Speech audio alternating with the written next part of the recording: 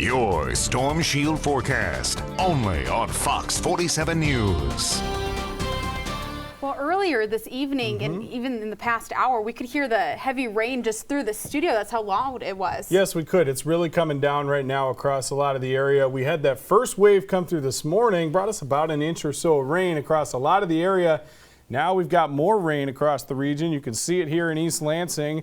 It's still a little bit foggy and hazy out there, but now the rain is coming down as well. Temperatures still fairly close to 50 this late in the evening, coming up about 10:38 here. You see on the satellite and radar, the rain has started moving in from the south, and it is really starting to come across the area. Now, just outside our studio here, as Nicole mentioned, you can hear the rain coming down a little bit harder, and you can see some of the little bit of heavier banding that came right by our studio here on the south side of Lansing.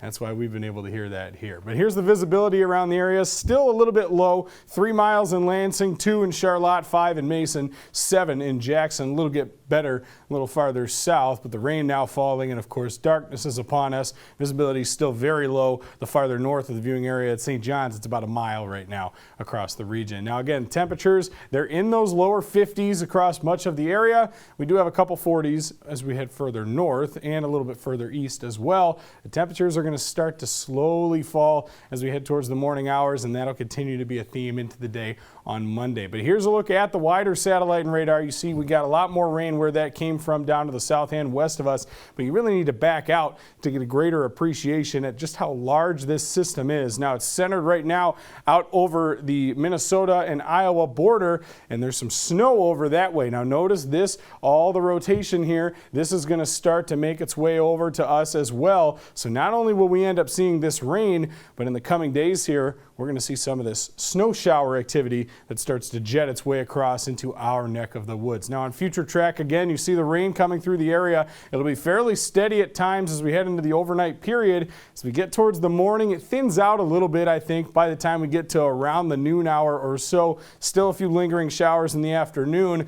And then as you see here, we get into the evening and into the overnight on Monday, and there's some snow that's going to be bearing down on our area when we get there. But this is where we're thinking about it as far as rainfall amounts. You see over the next few hours getting about a quarter to a half inch across much of the area, and that really fills in once we get to the late overnight hours, and this goes into Monday morning. A widespread about 1 to 2 inches. I think most folks end up an inch to an inch and a half, but we could see a few isolated spots getting closer to around that 2-inch mark with the rainfall, and then we won't get too much in the way of rain as we head through the rest of the day on Monday after that. But another thing we want to make note of again is the winds, because they're not strong right now, but as we head into the morning on Monday, waking up, we're going to have winds generally more than 20 miles per hour across the area.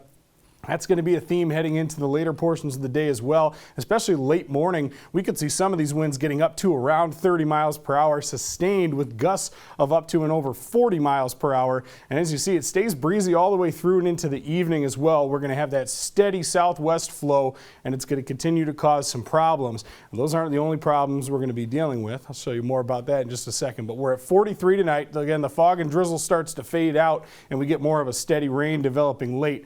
And that 43 tomorrow is going to be the high, but it'll be in the morning, and we'll kind of end up not even really seeing the 40s for much of the day. We'll be in the 30s, and by the end of the day, we could even see a few of those flurries coming in. But you notice very, very windy, very breezy as well. 43 is not only our low tonight, it is also our high temperature tomorrow. Again, we'll have a few of those lingering showers, but temperatures falling throughout the day. And again, the winds 20 to 30, gusting towards 40. We've also got winter weather advisories that will be going into effect at 4 o'clock in the morning, and those will carry on until 7 o'clock Tuesday. Here's a look at that 7-day. We have the snow showers rolling in on Tuesday in the early parts of the day, and that could cause some travel woes. So we'll be updating you as we go throughout the next 24 hours on that.